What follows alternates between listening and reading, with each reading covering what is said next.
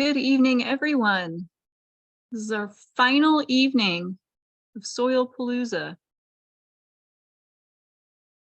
We have some more videos and some really great content. Hello, welcome.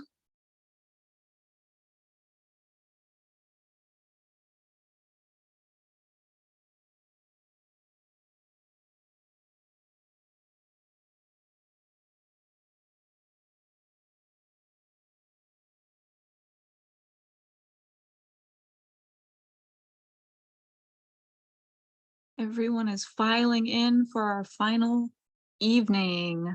I have another poll that I'm going to put up for everyone. If you don't mind filling it out. It includes the topic for this evening because I won't have another chance to ask you more questions.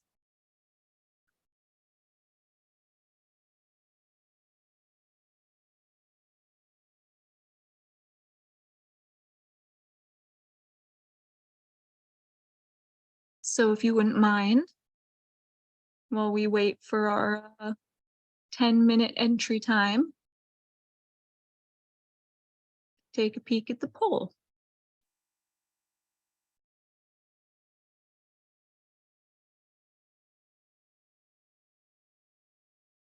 Hello, Leticia.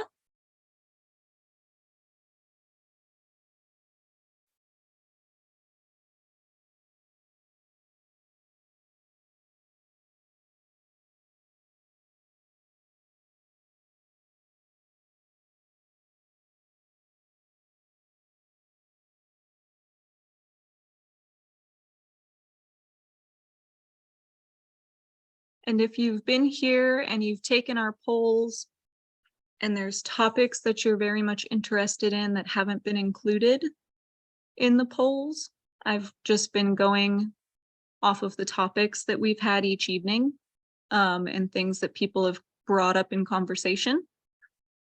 But if there's any other pressing topics that you'd really love to hear more about in the future, feel free to drop it in the chat.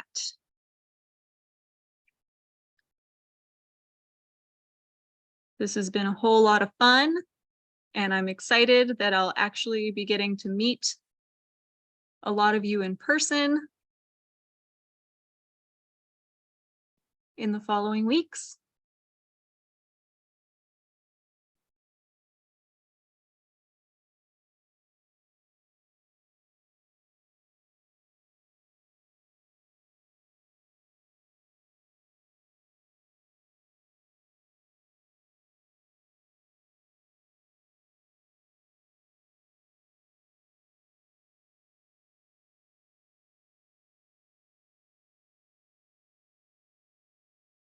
We have Courtney and Daniel here as well.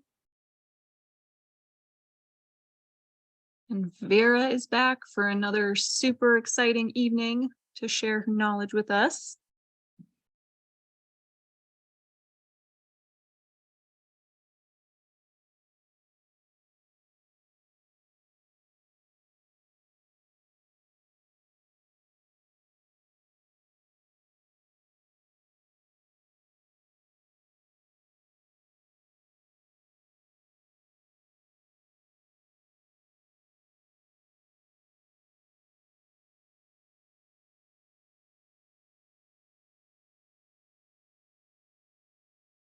Hello, Leticia, how are you?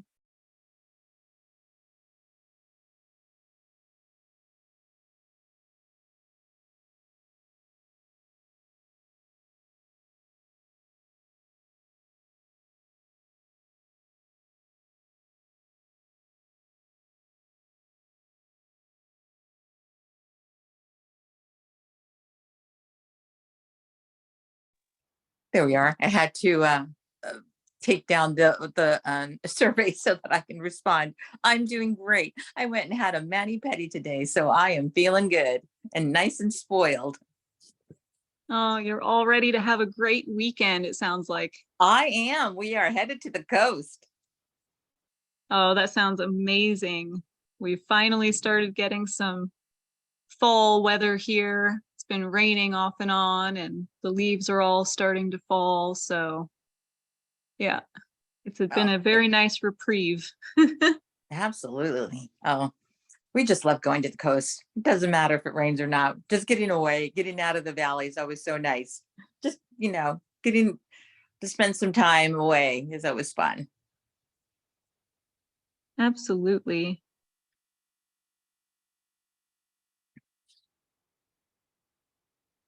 All right. Hello, everyone. We're going to give it a few more minutes for folks to roll in and take the poll.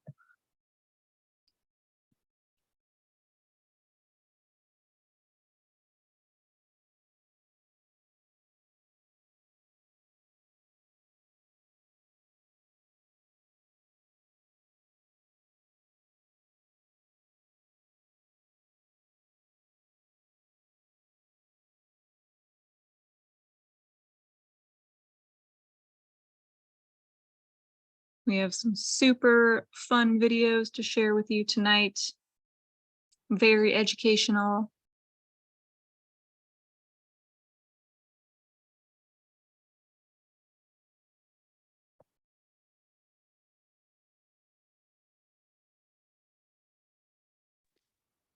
So we got a question in the chat. How can people watch the pre-recorded portions of this? So if they missed a day. Yeah. I've had a few folks get back to me about that in the email as well. And we are going to post all of the recordings to the California Alliance for Community Composting YouTube channel. And everyone should be able to access them from there. We have not done that yet, and I apologize. But I'm hoping to get to that very soon once we have all of the recordings together. So.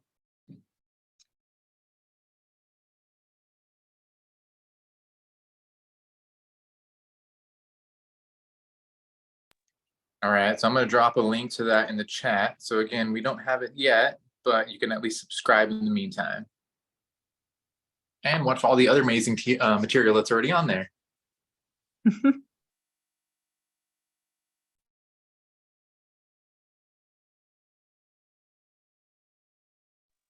All right, Para los que hablan español, vamos a darles instrucciones cómo entrar al canal en un momento, pero gracias por su paciencia. Estamos esperando unos momentos para que todos puedan participar. So, gracias por darnos un momento para preparar todos para que estemos listos.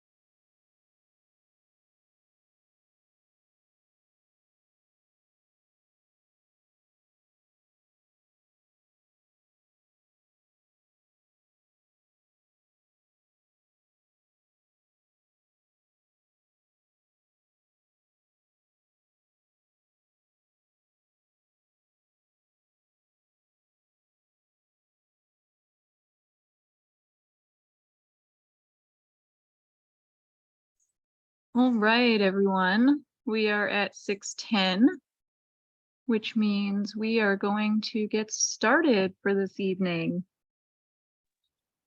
All right. All right, I'm going to end the poll here. And Daniel, it sounds like you're going to have our introduction for this evening. I'm back off the couch and feeling a little bit better. That's good to hear. By all means, take it away. Okay. So welcome everyone to the SoilPalooza webinar broadcast event brought to you by the California Alliance for Community Composting and funded by CalRecycle. Leticia? Bienvenidos a todos al último día del webinario SoilPalooza, presentados por the California Alliance for Community Composting y financiado por CalRecycle. I'm your host, Daniel Garcia, along with my awesome co-hosts, Courtney Brown and Janelle Luke. and interpreter assistance provided by Leticia Garcia. Facilitando ahora es Daniel García con la asistencia técnica de Janelle Luke y Courtney Brown, asistiendo con interpretación Leticia García. So before we get started, we're going to take a brief moment to allow for those who need a Spanish translator to receive directions as to how they can move to the proper channels, and then we'll continue. Take it away, Leticia. Para los que prefieren la presentación en español, por favor de oprimir el botón que dice español. Debe de estar y localizarlo abajo de su pantalla. Si por casualidad no lo mira, elige la opción que dice more o más y allí lo encontrarán.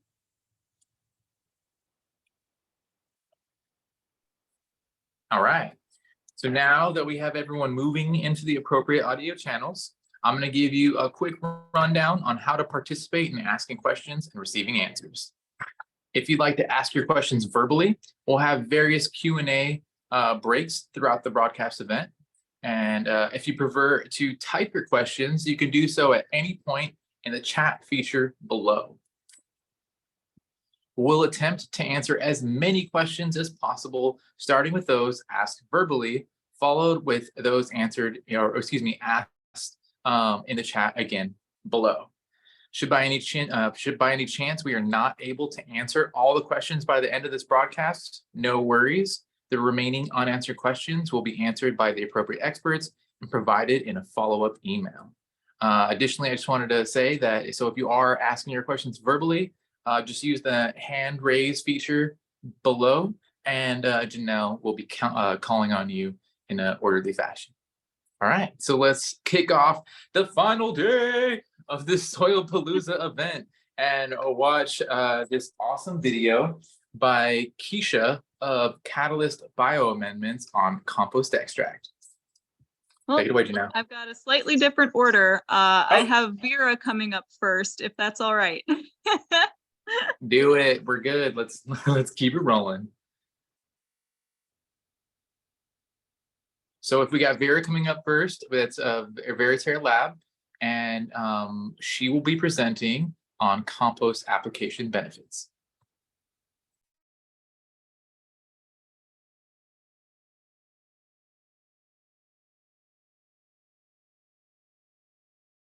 Hi, this is Vera from Veritaire Lab. In this video, let's talk about benefits of compost applications.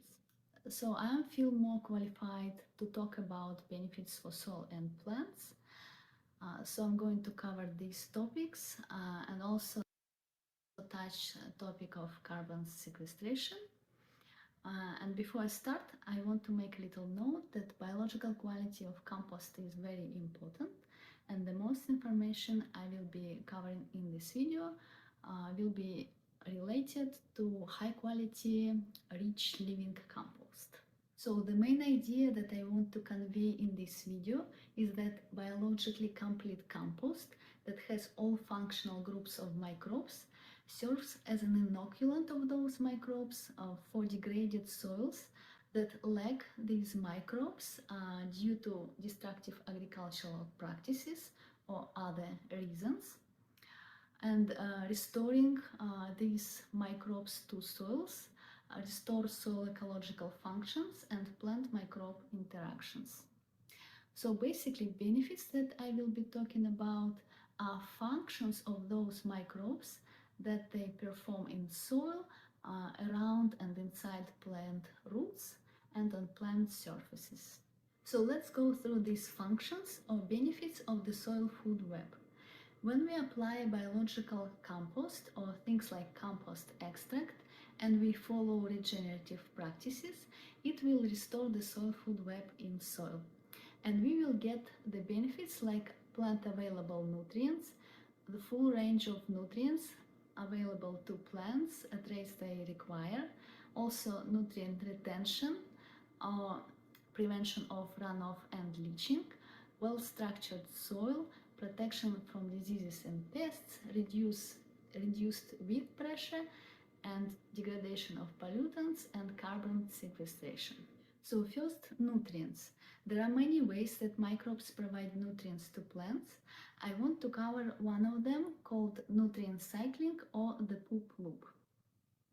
So when we add good compost to degraded soils, we add a diversity of bacteria and fungi, and they start decomposing soil organic matter and also mining nutrients from mineral particles like clays.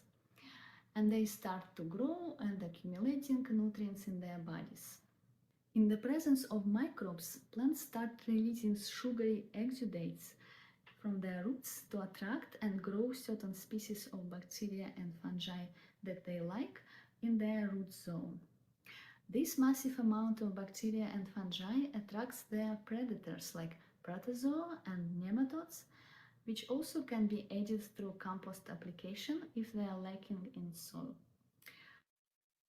Predators start happily consuming bacteria and fungi and pooping out excessive nutrients right in the root zone. And now plant can take up those nutrients. This is one of the reasons why we see increase in plant yields after biological compost applications, as compared to poor compost or no compost at all. It's like we kickstart or boost these plant microbe interactions, and this results in more nutrients for plants. And it's not like we feed plants with nutrients from compost, like we feed them with inorganic fertilizers. It's more like microbes unlock nutrients that are present in soil and also in compost and make them available to plants. The next is nutrient retention or preventing runoff and leaching. Nutrient retention is related to the fact that bacteria and fungi produce glues, and they glue themselves to soil organic matter and minerals, basically to their food sources, and they don't get washed away. So they accumulate and don't leach nutrients that will be later slowly provided to plants, as opposed to poor soils where nutrients are leaching down to soil profile, or inorganic fertilizers that leach and they pollute soil and water. Fungi are also known specifically for calcium retention. They store calcium oxalate crystals on their surfaces and prevent it from leaching down and becoming unavailable for plants. So biological compost application can really boost calcium in your soil, and it's a real long-lasting solution as opposed to a quick fix like application of lime. So next is well-structured soil. Soil structure is an arrangement of aggregates and pore spaces, not to be confused with soil texture, which is a proportion of sand, silt and clay in your soil. Soil structure is created by the soil food web organisms. Bacteria, they glue together organic matter and minerals, creating microaggregates, and then fungi tangle together those microaggregates into bigger aggregates, which creates pore spaces. Protozoa, nematodes, and larger organisms rearrange those aggregates in soil, and this creates diversity of pore sizes and habitats. This porous structure, together with plants, protects soil from wind erosion, also allows water to infiltrate normally, preventing flooding, and water can be held longer in pores and inside aggregates, so that plants can use it later in dry season. Also, in well-structured soil, roots can grow deeper without competing with neighboring plants. Poor, bacterial-dominated soils usually lack structure, and they are prone to compaction and erosion. Protection from pests and diseases mostly comes from well-structured soil. Plant-friendly microbes, just like plant roots, can only function in the presence of oxygen. And they build this structure to create this rich oxygen environment. In contrast, disease-causing organisms or microbes that can harm plants indirectly by producing acids or other compounds, they prefer low oxygen conditions, and they cannot survive and harm plants in well-structured soil. There are also plant-friendly microbes that produce substances toxic for plant pests like caterpillars or disease-causing fungi, and some of them just literally consume pathogens. Overall, growing healthy soil, rich in diverse microbes, plants get all the nutrients they need, and they have stronger immune system, and they photosynthesize better. As a result, higher sugar content in their tissues protect them from many insect pests that cannot tolerate this high concentration. Also, sufficient amount of zinc in plants is toxic for many fungal pathogens and some insects. In addition, roots and above ground parts of plants growing in healthy soil are covered with beneficial microbes, and this provides protection from pathogens. If plants were growing in poor soils and don't have this protective microbiome, then we can spray them with compost tea to recreate this coverage while we are working on soil health. Degradation of pollutants. Microorganisms can break down some toxic chemicals into less toxic compounds, or they can put them inside aggregates and make them unavailable for plants or available in less concentrations. Also, in poor compacted soils, pH is low, and it can cause increase in available iron, manganese, and aluminum, which can be toxic for most plants. And so application of biological compost improves pH and fixes this problem. And the last function is carbon sequestration. As I mentioned before, in the presence of beneficial microbes, plants are photosynthesizing better, and they're pumping that sugar, that carbon into the soil to feed microbes and get other nutrients that they need. And then the soil food web takes that carbon, uses it for energy, but also decompose it further and turn it into a stable form. So application of biological compost together with other practices that preserve organic matter and promote microbes can significantly increase carbon sequestration. So as you can see, application of high quality compost can provide plant nutrients, fix soil compaction and erosion, improve plant health, and eliminate the need for inorganic fertilizers, herbicides, pesticides, and tillage. Given current prices on chemicals, it gives a huge reduction in costs, even taking into account the transition period from chemicals to biological farming. And it's not only about profit. As you might know, production and use of nitrogen fertilizers create huge amount of greenhouse gases, and in reality, large amount of inorganic fertilizers are not become available to plants. They mostly leach and contaminate everything downstream. Pesticides and herbicides are simply poisonous and cancerogenic for farm workers, people living nearby, people consuming sprayed produce for environment and wildlife, and they don't actually solve the problem of pests and diseases. Unfortunately, this is the toxic reality we live in now, and that is why transitioning to biologically focused practices, including production and application of compost, is so important for human health, soil and plant health, wildlife, and climate. So yeah, I hope this was inspirational. I got very excited myself when I put together the content for this video, and I hope this will help us to produce more high quality compost. Great video, Vera. So next on the list, continuing with the topic of compost application benefits, let's talk a little bit about compost extracts. And doing that for us will be Keisha from Catalyst Bioamendments. All right, here we go again.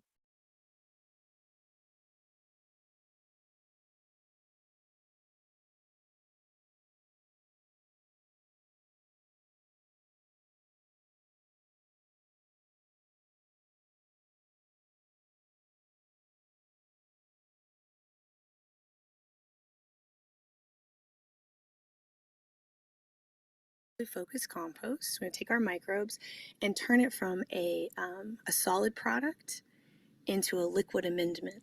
And so often when we're doing regenerative work, we're working with farmers Biologically focused compost takes extra water, it takes extra time. There's a lot more care that goes into making it, especially with the microscope work. And so it tends to be a more expensive product. But because it's got so much life in it, you're going to use much less. And so often when we're working with our clients, when we're working on our consulting jobs, we're taking that compost and we're turning it into an extract or a compost tea and then applying that. So I'm going to go through some different ways from the very simple up to different machines that we use to do this work. Honestly, as you get bigger, as you scale up, and there are the machines, that we need present on the farm, it gets a lot easier to do. But let's just start out with the most simple way to go about it. I've got some photos here. You can see these folks are making compost extract by hand. This is a very low-tech procedure. They're actually using a paint strainer bag. There's compost tea bags too that have a much smaller mesh to put through these machines with tighter openings. But we can apply compost extract, compost tea with a watering can. That's going to be the simplest way to go about it. It's got a nice open hole, so all those microorganisms are going to flow through without clogging anything up. And so, you can just sit down with your compost, you put a few handfuls in a bag, and you massage it into that water for a few minutes. You're going to instantly see the water start to change colors. The darker it is, that's going to be a really good sign. And then, in this photo, we've got our watering cans. So we all just, dumped the water into the watering cans, make sure we stir it up so the sediment that goes to the bottom, that's got all the microbes in it, stays in solution. And then we just go around the garden, pouring it where we need to. There's also, you can use a sump pump and a hose to spray things out. Different pumps are going to damage microorganisms in different ways, but we're not going to get too much into that today.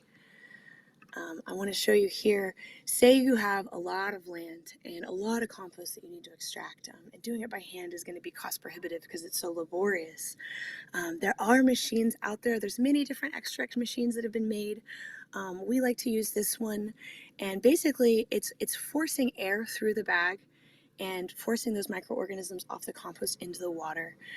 This machine, it's made by Greater Earth Organics, and it's going to produce about 175 gallons or 275.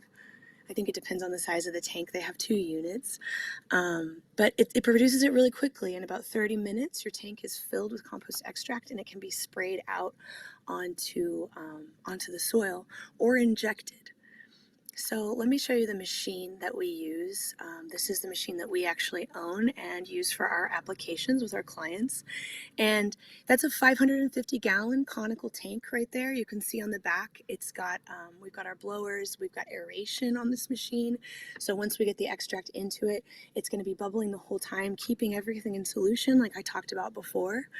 You can see the 2 hose reels right there. Those are 350 feet of length, so we can go out into landscape or into fields, and we can get quite a distance away from the machine. Now we've got a really nice nozzle head on there for spraying compost extracts and teas. And we've also got an injection unit, and that injection bar you push it into the ground, so you're able to actually work with perennials, trees, shrubs, things of that nature that you're not able to dig up, and you're able to deliver those microorganisms right to the root zone, which we find to be incredibly effective with working with compaction and really stressed trees and plants.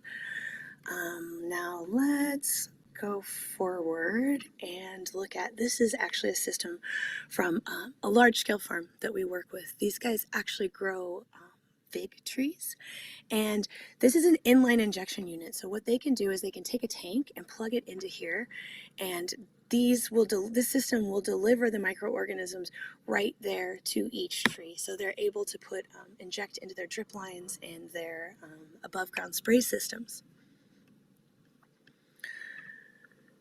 This is another tank that we have helped a farmer retrofit to use for injecting into their pivot systems. So this was a tank that they used to use before for organic nutrients. And we just got in there and made sure that we cleaned it out really, really well. And, we looked at their pumps to make sure everything was going to flow.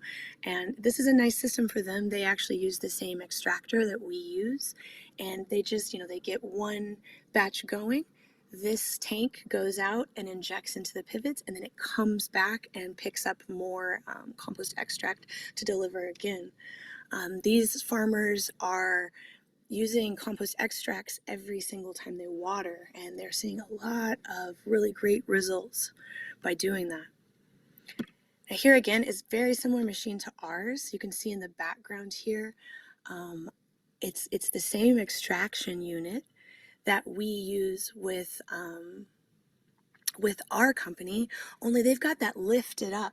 So instead of having to pump it into a tank, they can actually gravity feed it into the tank. It's gonna be less damage to the microorganisms, and it's also a lot easier for them to clean up. So what I'm trying to show you here is there's a lot of ways to go about doing this. And, you know, a lot of the machines I'm showing you here are, you know, very expensive. One of these extractors is costing around $5,000, I think. And, you know, some of these spray tanks are upwards of $20,000 to buy. But there are a lot of other ways to go about it. If you don't have the money, or the farmer, you know, doesn't quite have the machinery yet that's necessary to do the work, like I said, we could use the method of just, you know, pouring it with a watering can. There's also backpack sprayers.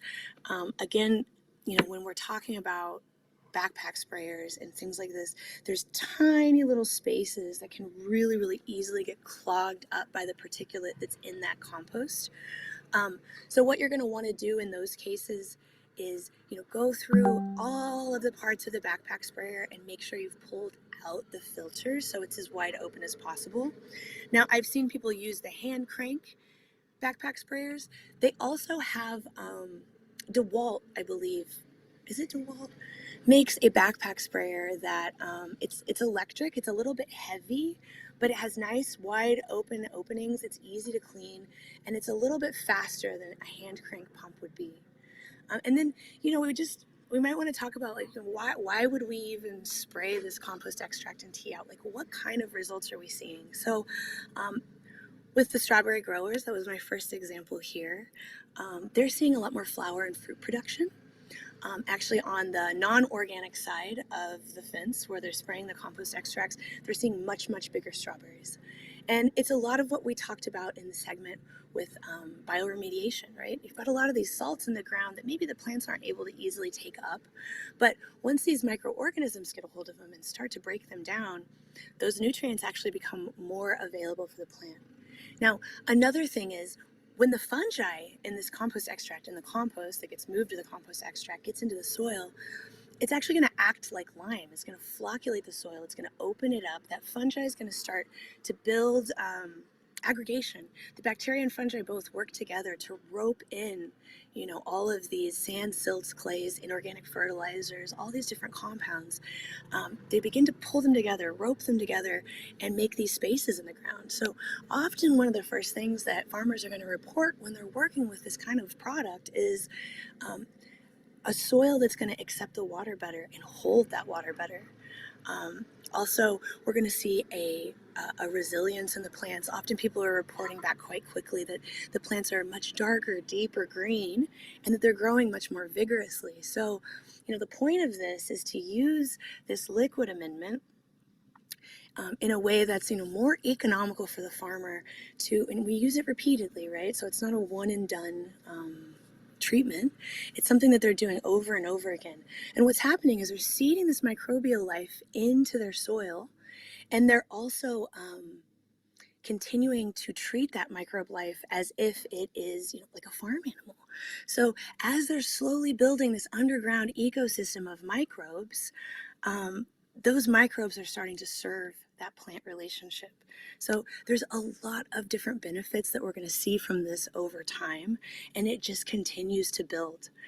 You know, oftentimes when we're working with farmers, we start with trials so that they can see, you know, they're not just blindly going in and making all these changes based off of our word alone.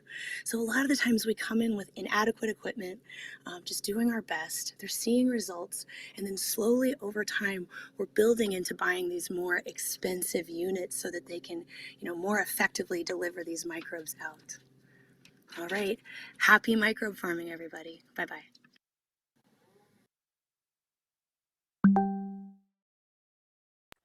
Whew, that was really cool. I love compost extracts. I use them all the time on a few farms and in my own garden. So yeah, they're really cool. And there's so many options, like she was saying. There's even like Venturi siphons that you can easily install in your own garden. So that's something we could talk about in a little bit, but let's just keep the ball rolling. So last but not least, or actually, excuse me. So we've got LA Compost. Yeah, so we got LA Compost, impact to the community. Take it away, Janelle. Oh, hang on. Oh, Now, the next video we had is Keisha again and soil remediation with compost. all right. So we're jumping around a little bit. I got you. We've crossed our agendas for today. It's okay. As long as we get the content out there, that's what matters.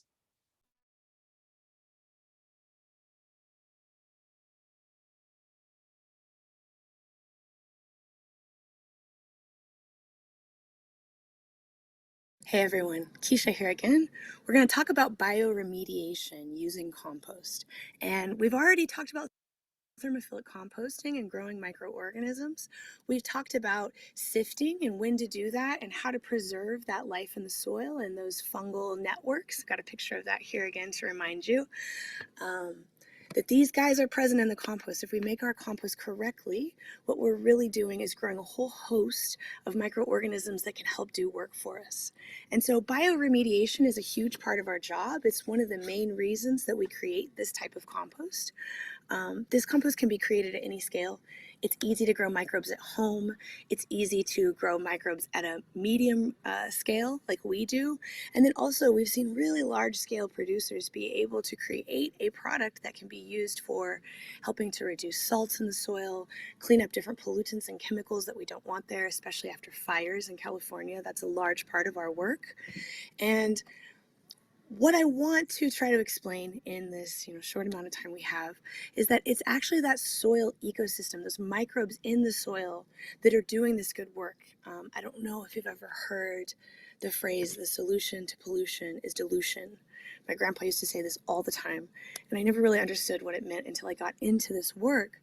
But it is, if we're not putting extraordinarily heavy loads of chemicals onto the soil, if there is an ecosystem, a microbial ecosystem present around the root zones of those plants, then yes, we can actually, dump quite a bit of toxic waste into the soil and it can be dealt with by the microbes.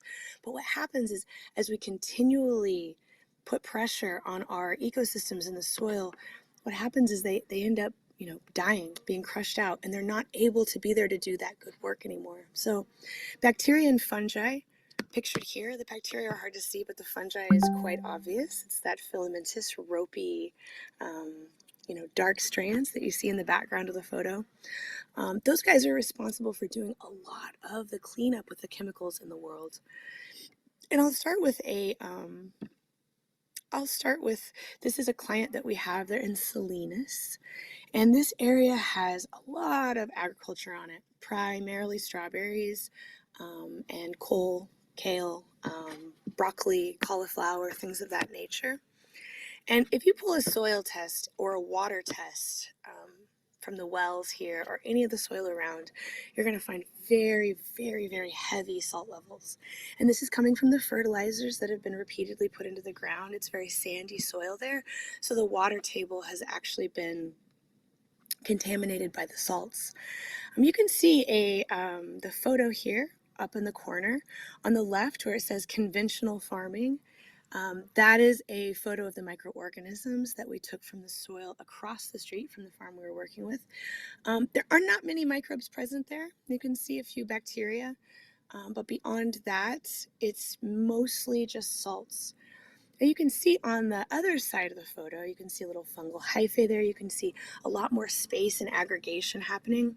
And what's going on there is he's been working with microorganisms. They've been coming into that soil, and the bacteria especially is starting to actually make food of all of that nutrient, that non-organic synthetic nitrogen that they've been putting in the soil. The bacteria and fungi are actually making that more bioavailable for the plants, and essentially cleaning up the ground. And this is really possible to do. There's a lot of our farmland has too much salt in it, and it's pretty simple to actually make compost at home that has the microorganisms in it that are going to be able to start binding up these salts and making them readily available, easy to use for the plants.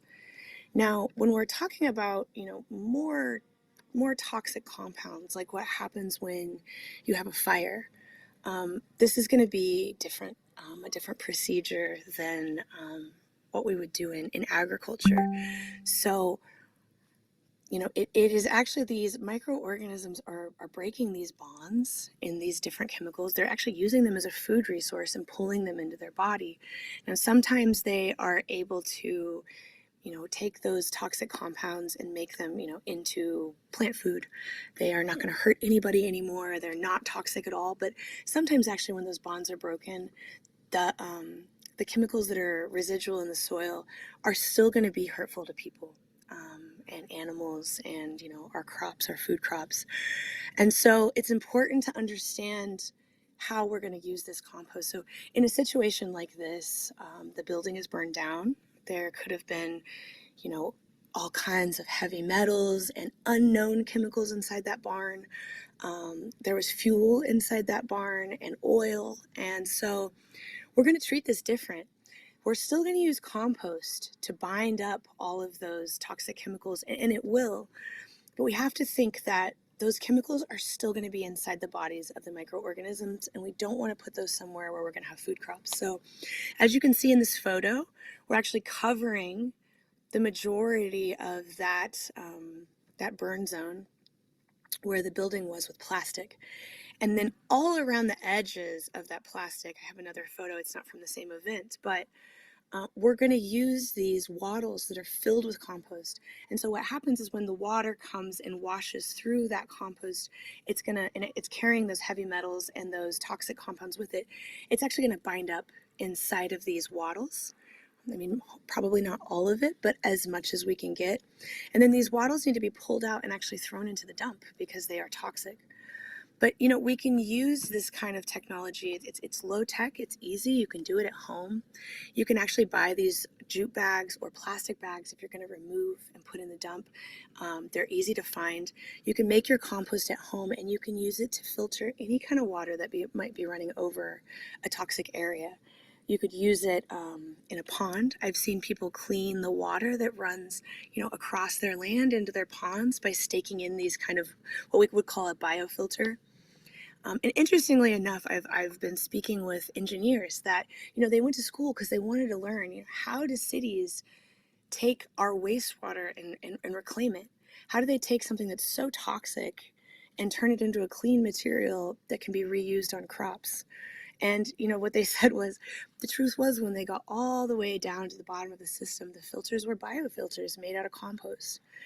And so these compost piles with these humic and fulvic structures in them, in these microorganisms that can bind up these toxic materials, they can be one of our most useful tools for working with bioremediation, whether we're talking about a very passive design where we want to come in and reduce salts, reduce glyphosate, reduce, possible oil and gasoline runoff, from the roads, or if we want to come in and much more intensively remediate a zone, it is very, very possible to do with this compost.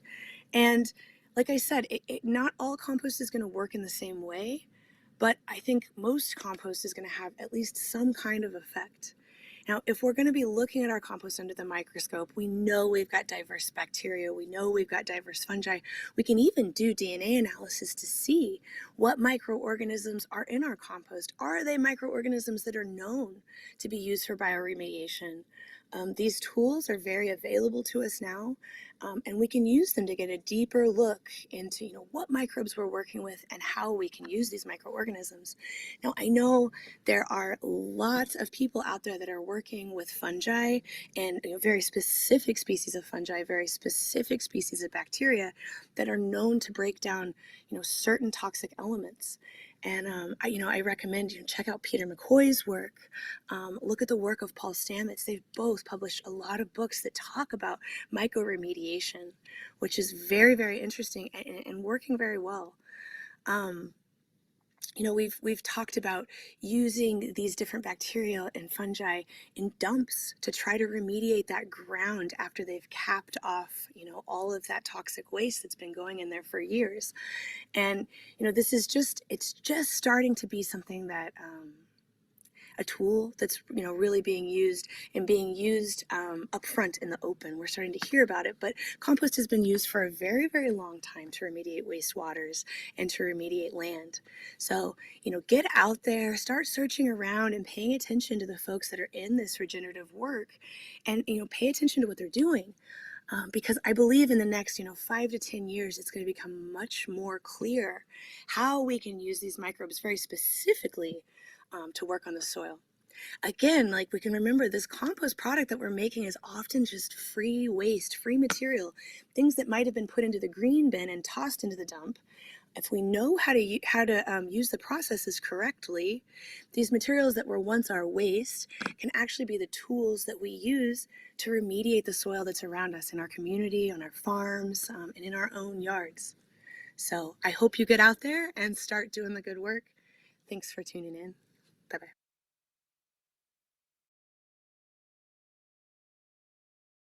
Awesome. It's always great to hear from Catalyst and from Keisha.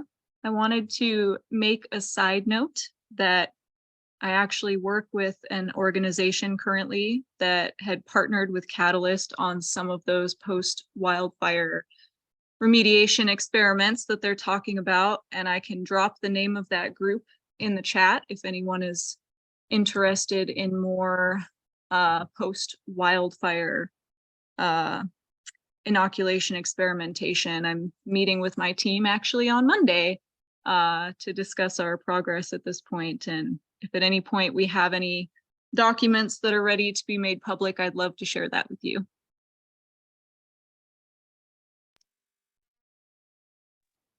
All right, so let's take a moment or a few moments now. Let's do some Q&A. So if anyone has questions, raise your hand or put it again, chat feature below, and Janelle will be calling on you, and whoever can assist you will be answering your questions. Bring them on.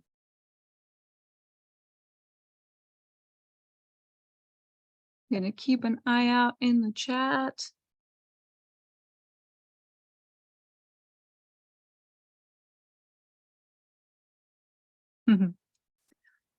Oh, I see there was a comment about the volume again, and I want to apologize for that. I've got everything maxed out on my end. I think the videos, the recordings were just a little quiet, so definitely apologize, but those videos are all available on our YouTube channel as well. So if you'd like to watch them again, maybe it'll be a little louder for you.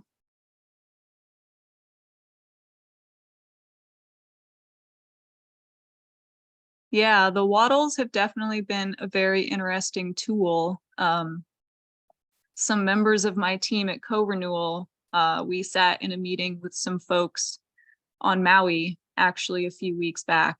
They were interested in adopting some of those protocols to help with some of the runoff that they were anticipating experience after their fires. If anyone ever wants to talk about post-wildfire remediation, that's definitely been a big part of my world the last couple of years. So always happy to chat.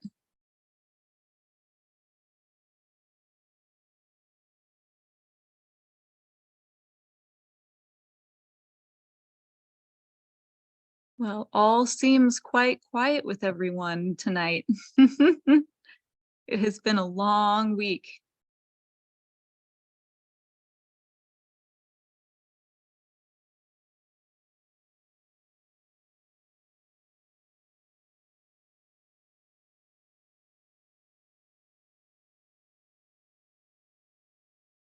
Well, I suppose if no one has any questions, we can move along. I think Daniel and I have the playlist sorted out now. Fingers crossed, fingers crossed. If not, it'll just be a surprise for everyone. There we go. Okay, well then, if there's no questions, we'll keep it rolling. So we got next up, Gio from Food Ed, and he is going to be talking about growing food.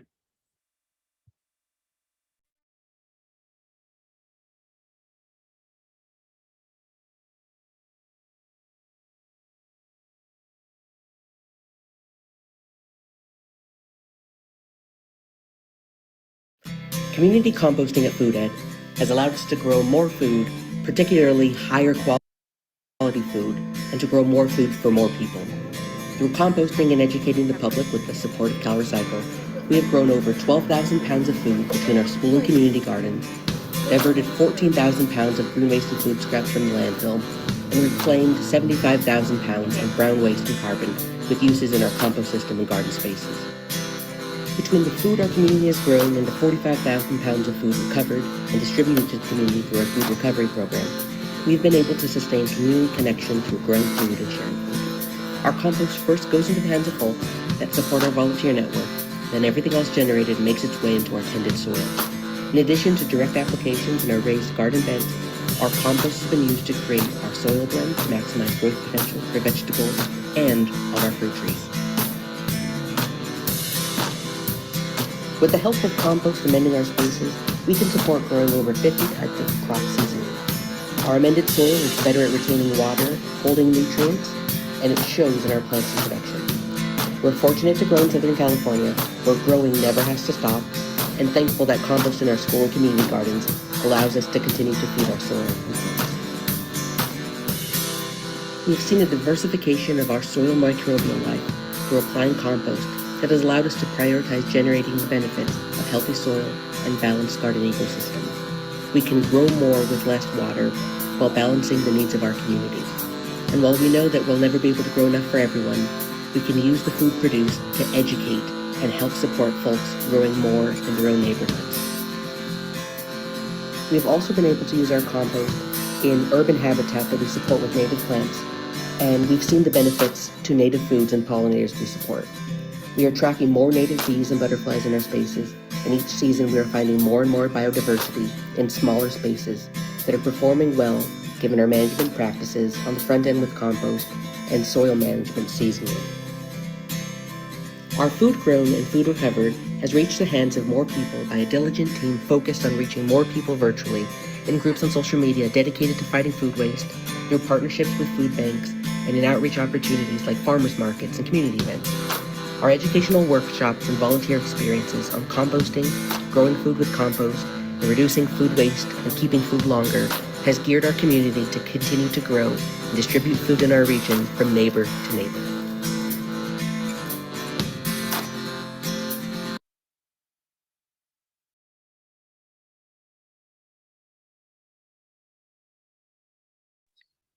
So cool. I love Gio.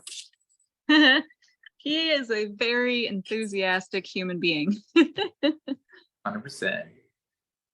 So I guess next up we've got the Baltimore Compost Collective. Is that what you guys know? Yeah, and I was gonna see if maybe I could get on my soapbox for a minute before we move into the second half of our videos for this evening. Get on up and take it away. Well, so our last day here, we of course wanted to finish the whole story of what's happening with your compost from start to finish, from going out and collecting the materials all the way through to all the different ways that you can use that material once you have it. And so for the second half of this evening, we're moving into kind of more of the big picture of why we're doing this. So, you know, it's we have these baseline metrics that we're all trying to achieve, diverting food from the landfill, because when we're talking to certain folks, you know, that's the important part. It's those numbers. But the second half of our evening is a little bit more about what are the values in this? You know, what's happening with community composting outside of just the numbers of food waste diverted. So the second half is focused more on social justice, climate justice, building community. We have a couple really great videos by two people that I respect very deeply. And I'm one of them we've heard quite a bit about. And the other one, I'm not sure because they're on the East Coast, but I had the privilege of getting to hear them speak at the USCC conference back in January. And they're an incredibly inspiring individual. And yeah, before we get started, I was just hoping that maybe I could share my own story in how I've been inspired to keep going with community composting, which I alluded to a little bit already from our last video with Keisha. As a lot of you already know, I live in Paradise, California, and I was here 4 years ago, almost 5 years ago now, during the campfire that leveled the town and some of the surrounding towns. And so I've studied soil science for a very long time before the fires in 2018, but I didn't really do a lot with it. I didn't know where to get started. It was hard to get people locally interested in soil science. And yeah, then after the fires happened, we were all thrown into this total chaos. And what started happening is the methods that we currently have to clean up dense infrastructure after wildfires is to remove everything and send it somewhere else. So we had 18 square miles of topsoil loaded into trucks and shipped away because of contamination. And now, 4 years later, we are rebuilding our homes and people can't even dig a hole in their yard because of all the heavy machinery and equipment from the cleanup, from the rebuilding of the entire town. And so we've experienced this insane event that has just totally reshaped our environment here. And suddenly people were just so interested in soil science, and they were afraid and they didn't know what was happening or if the soil was safe. And so there was suddenly an interest, and I think it really gave me an opportunity to start feeling like I was more involved in my community. And now, all this time later, with the launch of SB 1383, our town is struggling and has decided that we're setting up a transfer station, and all of our organic waste is going to be sent somewhere else.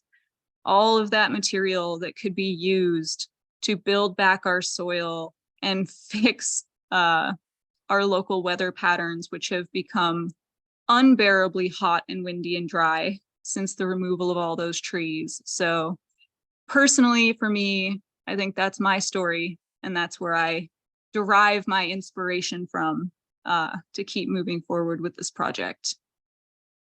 And if anyone else would like to share, I think now would be a really fantastic time for that.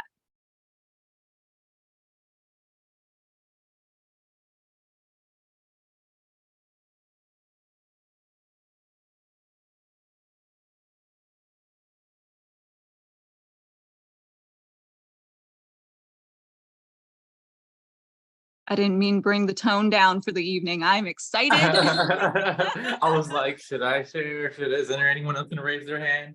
But that was, I mean, that's a hard one to follow. Seriously, that was really cool, honestly, because I mean, it's just that it's kind of, it's saddening but inspiring at the same time, because it's sad to see, you know, all that waste trucked away, and then all that, you know, all that soil science knowledge just kind of lingering, and really no one locally eager to actually activate it. But when the problems come, you know, what do we lean on?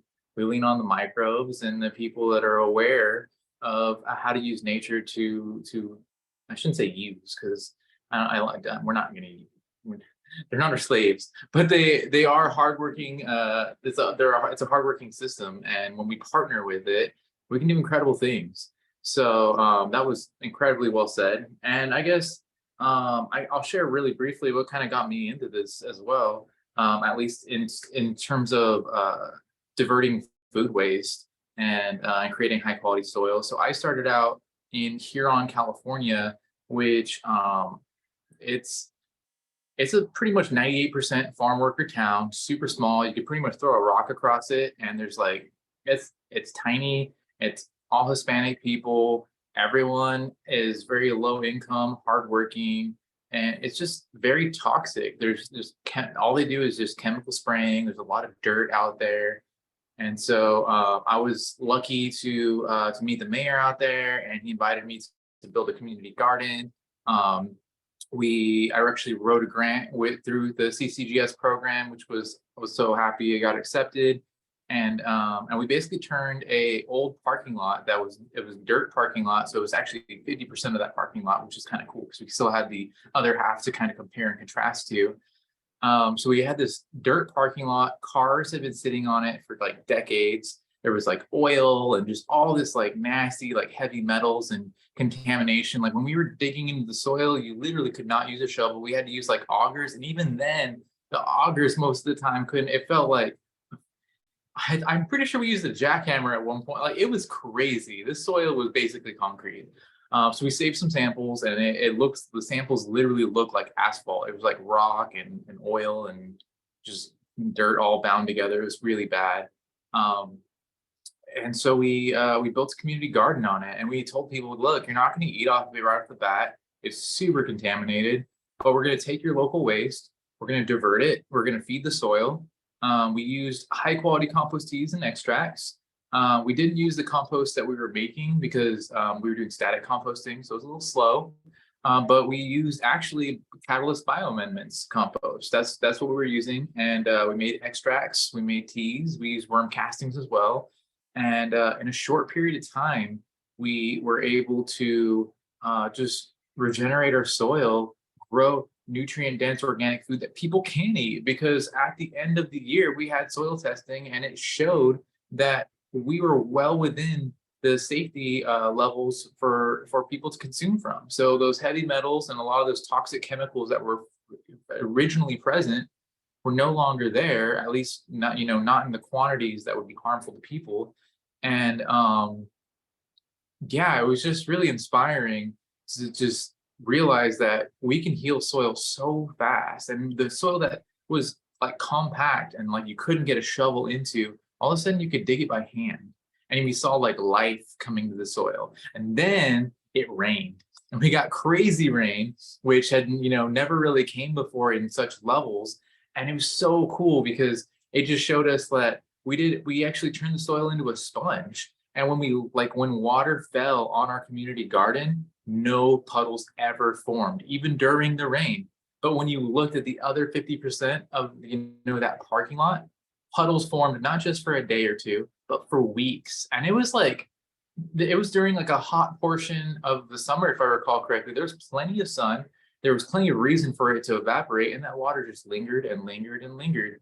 And so it was just incredible to see that how we were taking local waste and utilizing it. And we ended up ultimately using that static compost to grow food for the community. We gave it out to people who were living out there who they've been working in the fields their whole life, and they want to grow their own food, but they don't have the money to do it. They can't get the materials. And so we were able to provide them with, we started to have a little baby nursery. We were growing them plants. We were providing them with free seeds. We gave them free compost.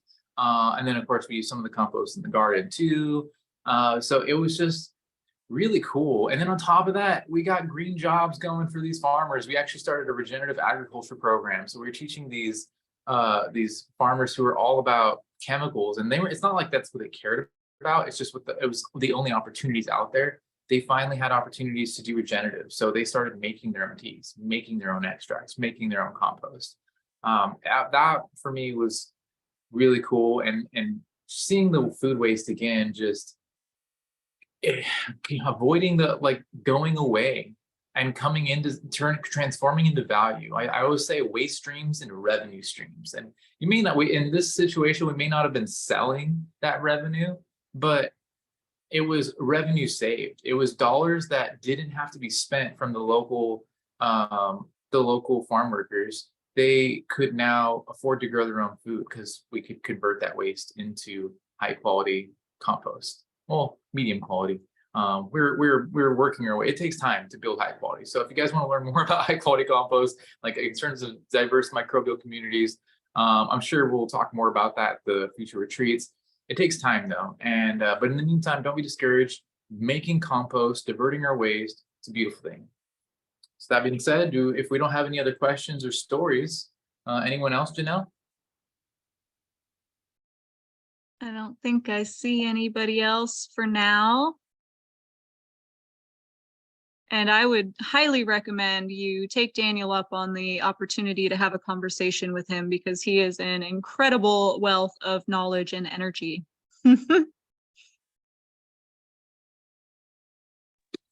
Thanks, Janelle. Yeah, I'm here to help. I love people, planet, and our future, and everyone in between. So anything I can do. But yeah, so if we don't have any more questions, then let's get moving on to the next topic, which is it's a social justice topic. We have the Baltimore Compost Collective, and they're going to be talking about starving the Bresco Incinerator. I absolutely love the person who speaks in this video. The Baltimore Compost Collective is amazing, and I highly recommend folks check them out.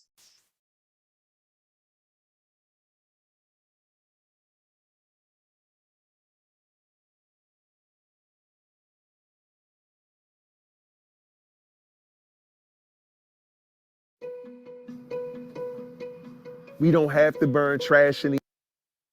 There's other alternatives and ways of dealing with our waste.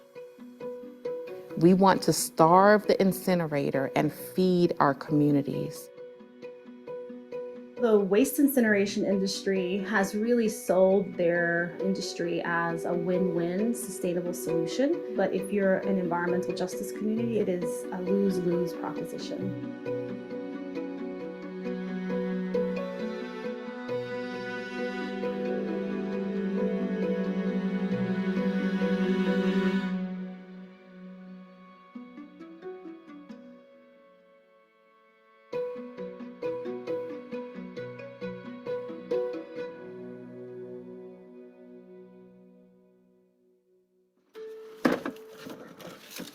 Does the average person think about where their trash ends up?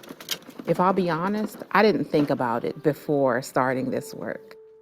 I am Melanie Thomas, and I work for the South Baltimore Community Land Trust. Our role is to advance environmental justice and equity for South Baltimore as well as all of Baltimore.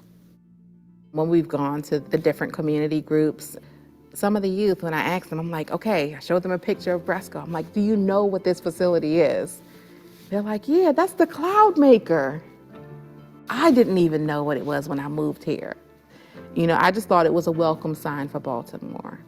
And I got a rude awakening when I found out what that welcome sign actually was and how it is harming our environment and our residents.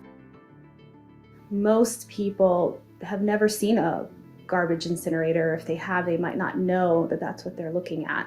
And most of them reside in environmental justice communities, marginalized communities, which are communities that face the impacts of multiple cumulative sources of pollution. So they're contributing and exacerbating underlying health conditions that already exist in a very vulnerable population.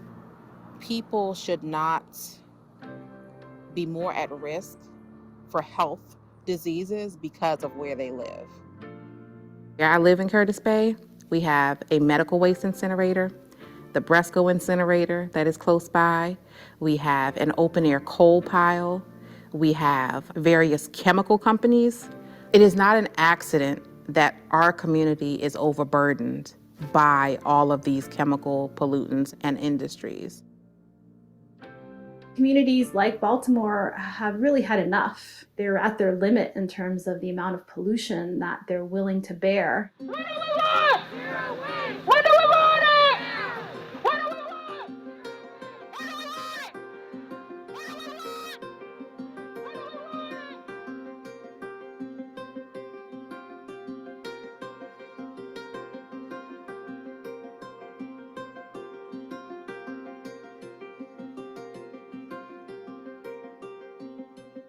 Incineration is not the answer. We don't have to rely on old habits and old patterns and the status quo to help us. There's so much innovation, and that's not saying that we need a cleaner incinerator. We don't want incineration, period. No discharge to air whatsoever.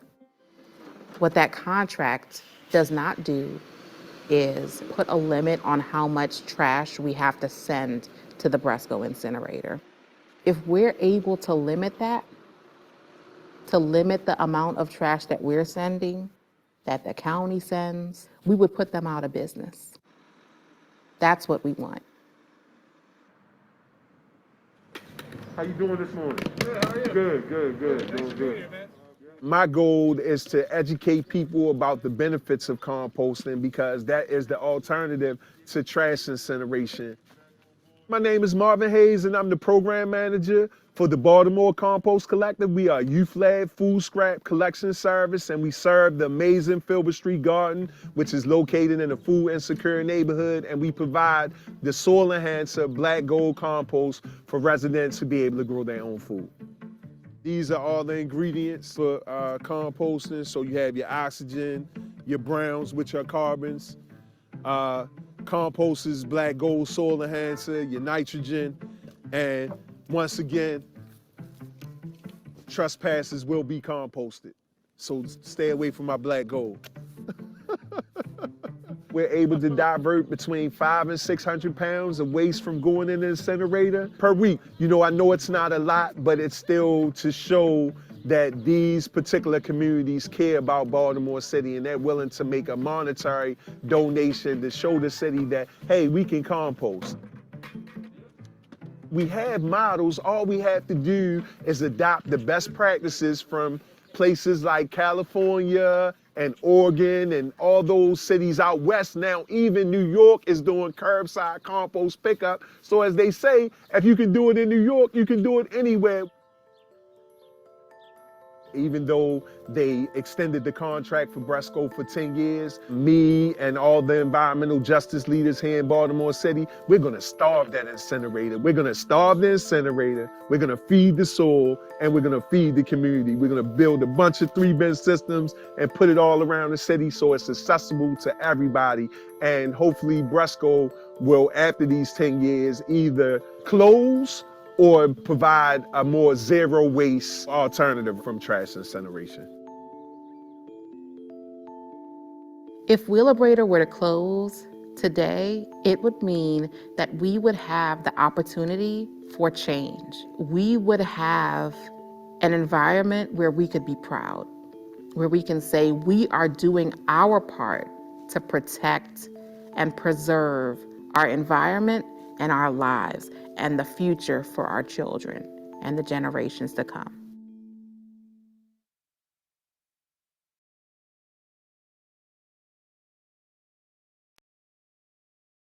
Yes, Marvin Hayes is a fantastic human being.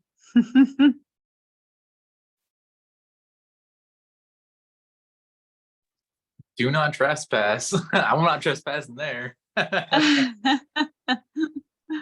That was hilarious. Okay, so should we hit the last video then and then open up some more Q&A time? Yeah, I think we've got a little extra time this evening. I don't know if anyone wants to chime in now. If you have questions or comments. Courtney put in the chat, so the man speaking for the Baltimore Compost Collective is Marvin Hayes. Yeah, who got to participate as a speaker at the USCC Compost Conference back in January.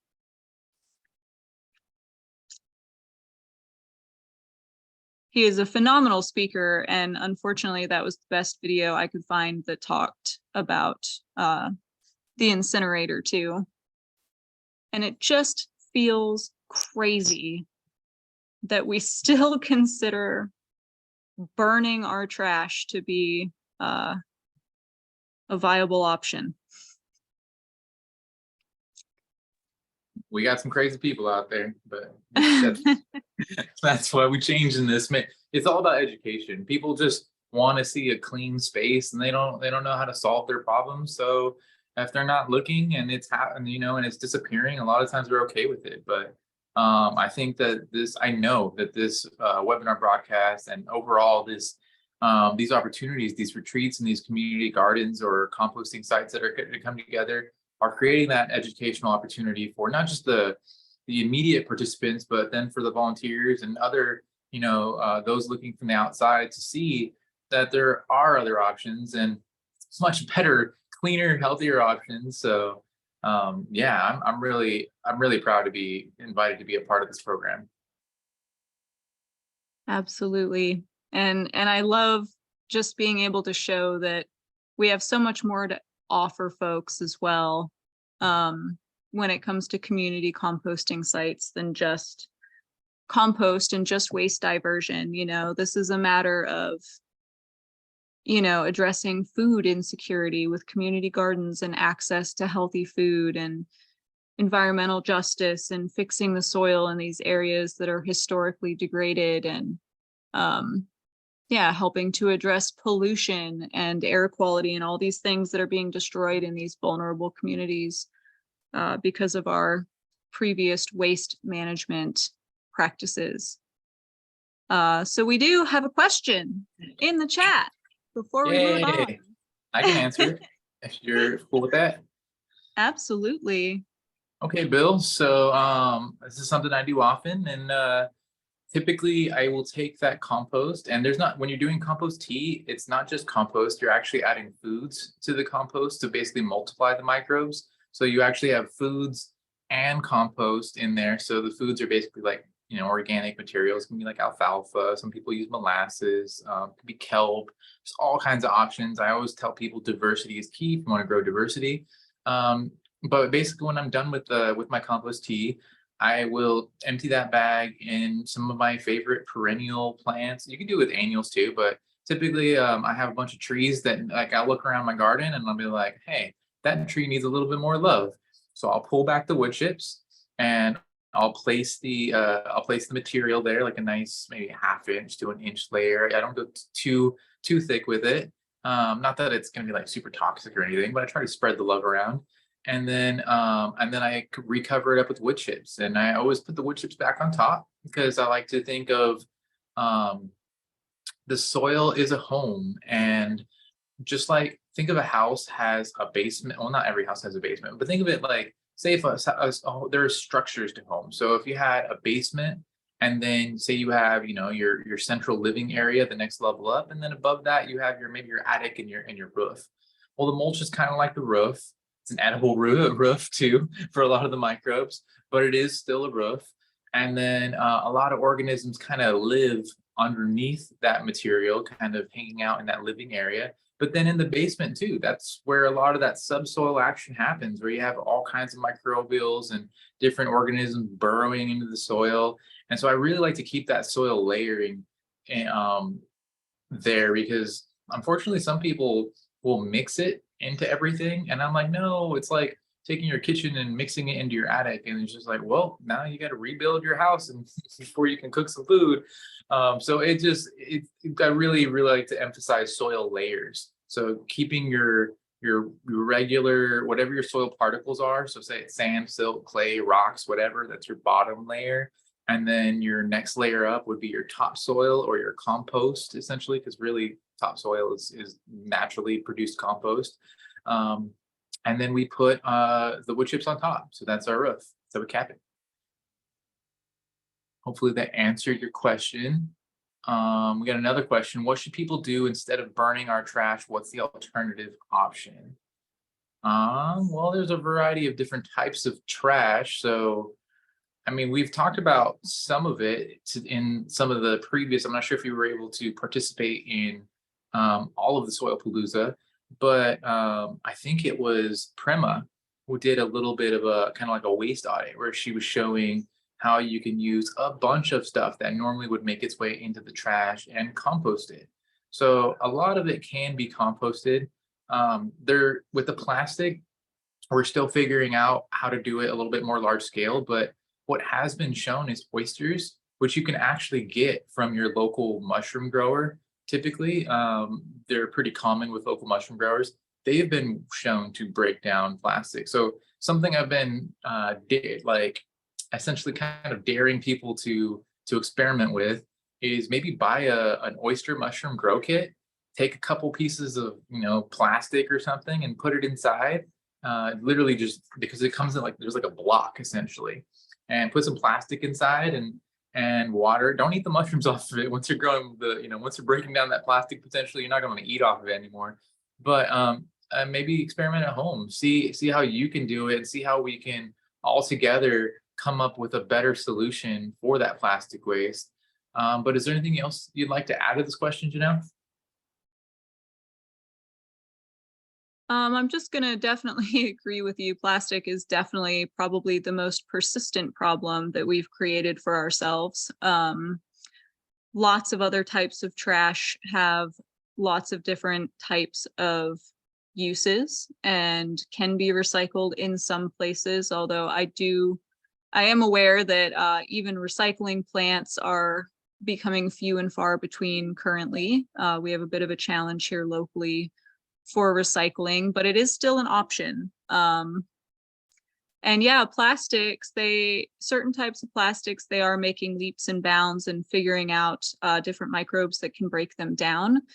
There was a study, and I apologize that I can't quote exactly who did the pioneer study, and I'm sure there's been quite a bit of follow-up at this point, but there are microbes that live in the gut of a very special worm that is the larva of the wax moth that inhabit beehives. And these microbes in the guts of these larvae, they noticed for a very long time they were able to break down the wax in the beehives, which people thought was very interesting. And they've been using these same microbes in applications to break down certain types of plastics. The challenge right now is growing enough of these microbes, also trying to use them outside of their normal environment can be a challenge. Microbes don't necessarily behave the same way, especially if you're taking them out of a gut of an organism and trying to apply them externally. So there's definitely some challenges, but I think leaps are being made, and also in different ways to recycle these materials so that hopefully we can keep using them instead of making more.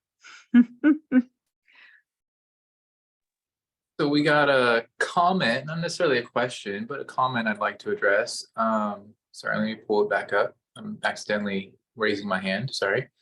Okay, so it says, it's so sad. So Raquel says, it's so sad that we have no way around a no plastic lifestyle. I try, but it feels impossible. And I mean, it can be challenging for sure. But I really think that what we need to do is create more awareness that there are alternatives like bioplastics. If I remember correctly, I think there's hemp-based plastics, and there's other biological or plant-based plastics. There's all kinds of alternatives to plastic. It still, functions as a plastic, but it doesn't have the long-term harm. And I believe they break down a lot more safe and quickly. I know less about them, but there are alternatives. And what we really need to do is create more awareness of these alternatives and then demand them, much like how the Baltimore Compost Collective was doing. They were demanding, they're like, shut it down, let's do something better. And so we can do something, and it takes a step at a time. At home, like I pretty like, so when one thing I do, I don't really shop at the grocery store. I know that sounds crazy, but if you have a local farmer's market, you can go get food that a lot of the times has no plastic on it. So you can bypass that whole waste stream. Funny story. I live here with my parents, and they went out on vacation for a month. So they left for a month, and it's just me and my wife. And one day I'm like, wait, have you thrown out the trash, to my wife? And she's like, no. And I'm like, me neither. So I go look at the trash, and it's practically empty. We don't make trash. You don't have, there are ways to do it, but it takes time. And it's just starting one piece. It's an inch by inch approach for sure. But I think bringing more awareness, kind of like what we're doing today, to alternatives is the key. So hopefully, Raquel, we can continue to do research, highlight those companies that are providing alternatives, even like homes, hemp. So I know, Janelle, you're doing, you're dealing with waste after fire. And it makes me, I always think, like, whenever we have a fire, I'm like, why are we not building hempcrete homes? Because they're fireproof. Like, and they absorb, if I remember correctly, they actually clean the air to a certain extent. They actually absorb carbon, I believe. But they also do many other things too. They have so many positives, and they last hundreds, possibly thousands of years. So how many times do you have to rebuild we're not constantly throwing things away, because we're creating permanent infrastructure that's healthy. And if you ever do decide to break it down and compost it, it's good for the planet. So highlighting companies and techniques are going to be crucial to changing that. Sorry, I'm seeing more questions come in. Do you know how to use the waste from raising? Can the liquid be used? I don't know how to use the waste from raising black soldier flies. Can the liquids be used like a compost tea? Do you know anything about black soldier flies and their waste, Janelle? Not a whole lot. I'm curious, is it the Courtney, go ahead if you'd like to field this. Yeah, absolutely. Hi. So the material that's left after the black shoulder flies go through it is actually just a lot of the cellulose still that they're not able to break down in any of that plant matter. It doesn't have a lot of nutritional value to it, but if you feed it to worms and it goes through the guts of worms, it does get inoculated with all those beneficial bacteria. And then you could add it as a soil amendment or put it into your blends and give it an actual life and a purpose.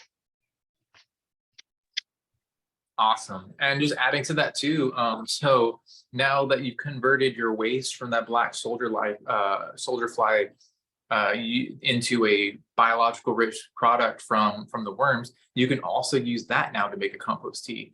So I kind of want to emphasize, because with compost tea, what we're doing is we're taking not just any compost, because you can't just go get some conventional compost from the municipal, or even if you were to do like you can take a really basic compost, but you get what you put in. You kind of get out a little bit, you get out of it to a certain extent as to what you put in. So if you put in a very low biology compost tea, you can only multiply what you have. But with worms, they're producing a very rich biological end product. So it's just, if you don't have a microscope and you're not able to really be like, oh my gosh, like I want to create this quality compost, but I don't know how to test it, and I don't have the money to test it. There's sometimes barriers to creating a really microbial rich compost in the first place.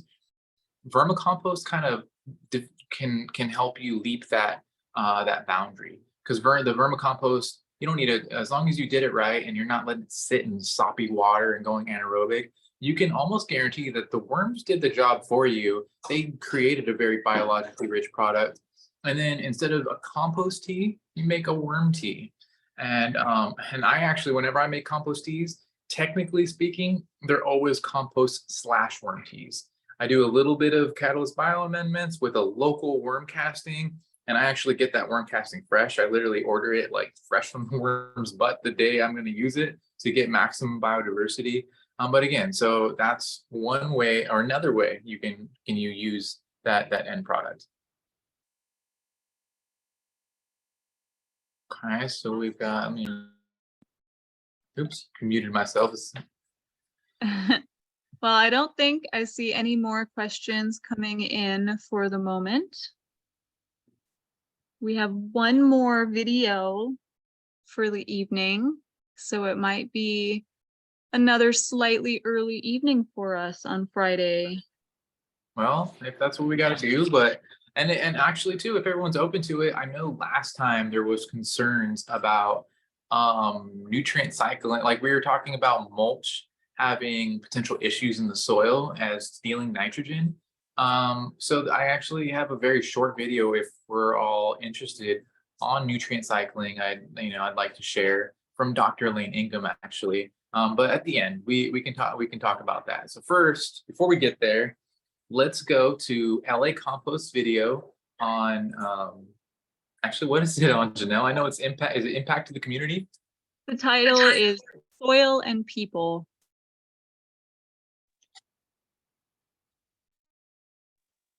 All right, roll that beautiful footage.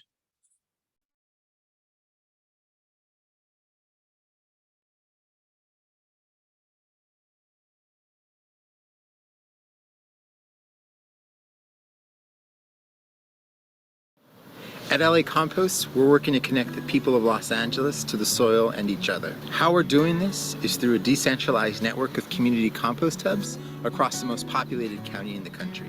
These hubs that can be found in schools, churches, museums, community gardens, parks, and housing projects provide compost infrastructure and compost education for individuals within communities to participate together towards building their own soil and understanding the whole story of food.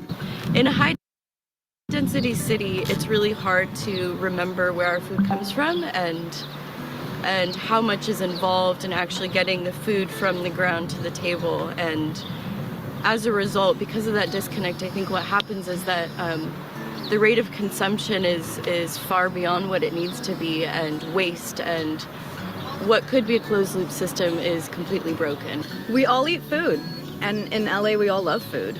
We rely on other people to make our food for us, to grow our food for us. The deeper that we understand that process, we can find that value, share it with others, and enrich ourselves. We human beings think that we're the larger picture. Well, it's our ego that gets in the way, of the ecosystem. It's something that makes me think, as we produce so much waste, it's so important to compost all we can. The connection it makes, from the soil to the people that are making it. The work that we do is more than composting and soil development. It's working with communities to bring them outside of the shell of your house or your computer or your screen, and talk to people and connect with people and actually move around with your neighbors. We learn through our senses, and we learn about composting through this tactile sensory relationship when we touch the soil and we touch the earth. The beauty of the compost hubs and community gardens is their intergenerational qualities. So you have infants, young people, grandparents and parents all working together to sift their compost, bring in their food waste, and see the magic that occurs. What makes our work so enjoyable are the connections made around the compost pile. We're asking people to participate in these community spaces to strengthen the social fabric of LA while connecting people to our vibrant eco and food system.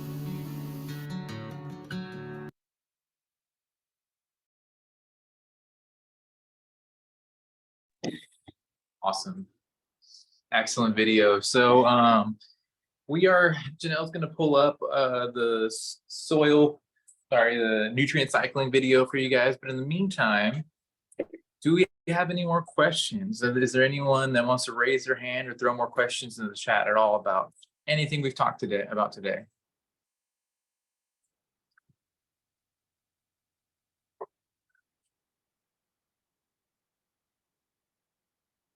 And Lee, I love that you're focusing on buying things in class. Lately, I've actually been struggling a little bit because I've been buying so much stuff in class too, because my nut butters, that's the one thing that I actually buy For the most part. I'm starting to make our own nut butters out of some local walnuts, but I still buy a lot of nut butter, and there's only so much of the glass I can reuse. So I guess I can recycle it, but I'm always trying to find people. I'm just like I'm scared that the industry isn't actually recycling it. But I'm glad that we're all making an effort. Homemade butters, I know it's so good. Courtney, I see your hand, but I think it's residual. She's just waving. Okay, well, I have your video pulled up. I know you were right, and we did have a load of questions about nutrient cycling yesterday. So maybe this can fill in any gaps that we were unable to. All right, it's really cool. It's an easy to understand animation, and afterwards I'll go into a little bit more detail on it, and then we can answer some questions and stuff if you guys have any. So roll that footage now.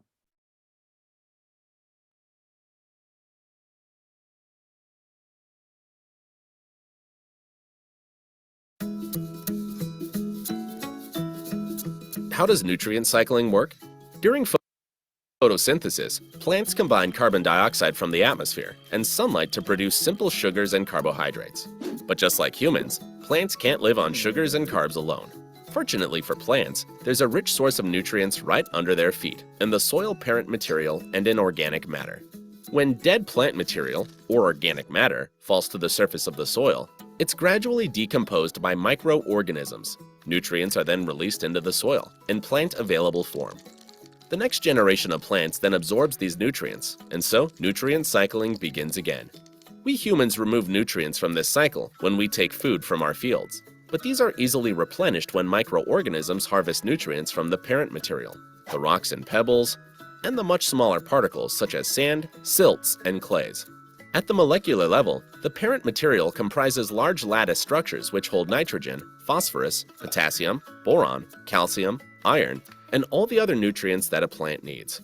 With a balanced soil food web in place, plants can control the nutrient cycling that's happening in the root zone. They invest some of the sugars and carbs they produce during photosynthesis into the soil in order to feed bacteria and fungi. This causes bacterial and fungal populations to increase dramatically. The bacteria and fungi then get busy harvesting nutrients from the organic matter and parent material, absorbing these nutrients into their bodies. Predatory microorganisms are attracted, and they begin consuming the bacteria and fungi. The wastes left behind by these predators contains an abundance of nutrients in plant-available form. These are easily absorbed into the plant roots. So the plant gets a good return on its investment, exchanging sugars and carbs in return for all the other nutrients it requires. This results in well-nourished, resilient plants and in nutrient-dense food for us humans. With a balanced soil food web in place, plants are able to access all the nutrients they need, on demand, simply by varying the compounds they release into the soil. This means that farmers don't need to waste money buying and applying fertilizers. The soil food web costs very little to maintain by comparison. Having nutrient-rich plants results in greater yields and improved quality of the produce. Reduced costs and greater yields result in dramatically increasing profits for many farmers who have used the soil food web approach. The nitrogen-based fertilizers that farmers use are made using huge amounts of fossil fuels. Only around 40% of these inorganic fertilizers get absorbed by crops. The rest is either volatilized, polluting the atmosphere, or it runs off polluting our rivers, lakes, and oceans, causing algal blooms and dead zones that are a major environmental problem. So restoring the soil food web leads to nutrient-rich food for the consumer, increased profits for the farmer, and also benefits the environment. For more information about the numerous benefits of the soil food web and how you can get involved, please visit soilfoodweb.com.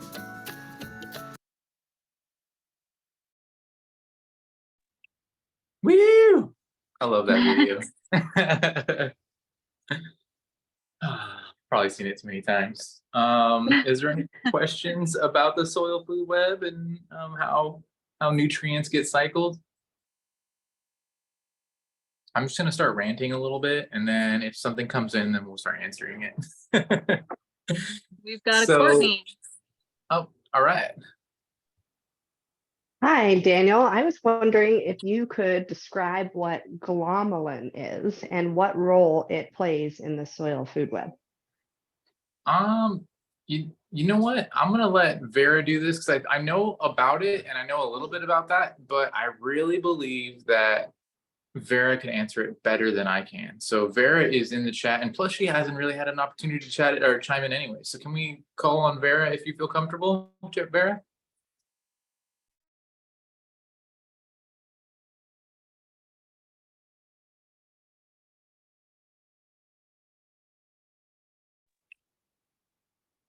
Crickets. I'm just kidding. So I Oh, think there I we go. don't know much about glomalin except that it's produced by mycorrhizal fungi. So yeah, sorry.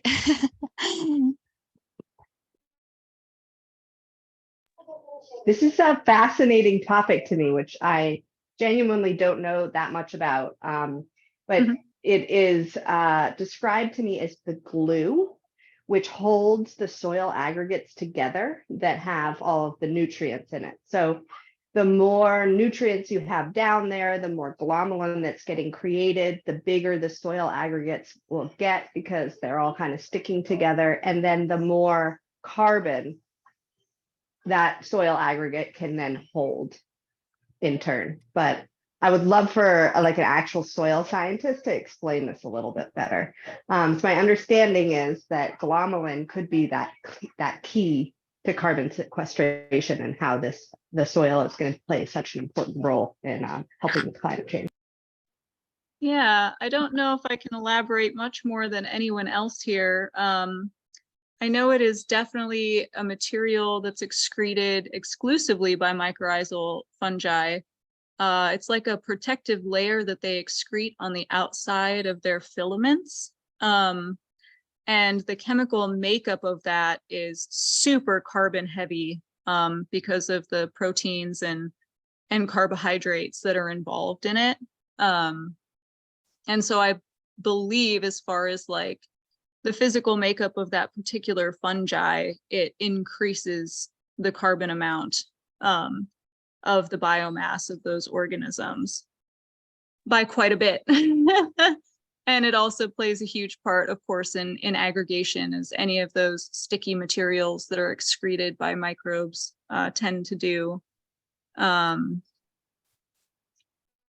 And what I'm kind of hearing too is that like that glomalin is I mean it's carbon rich. So if it's carbon rich, it's another great way to sequester carbon rather than it going into the atmosphere.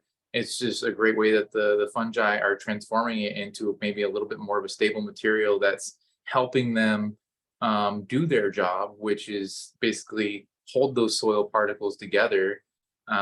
So I really think that's kind of cool that we can the organisms, they're just so incredible. They all have their different roles, and that's why I also kind of wanted to play this video, is because I wanted to show people that a community is key. Because really, if you paid attention during the video, it wasn't about bacteria, it wasn't about fungi, it wasn't about a predator, it was about the whole system.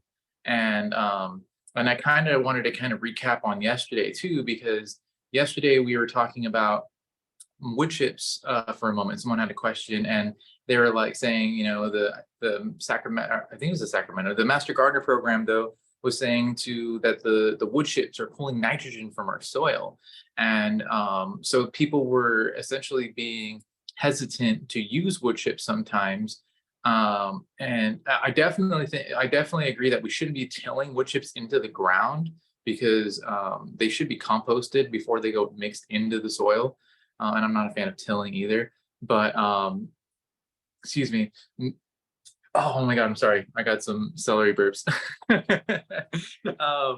But yeah, so the idea is that with the community, we are allowing for, like, just how that video was kind of emphasizing the soil is made out of infinite fertilizer. So when you think like, oh my God, the wood chips are stealing fertilizer from the soil.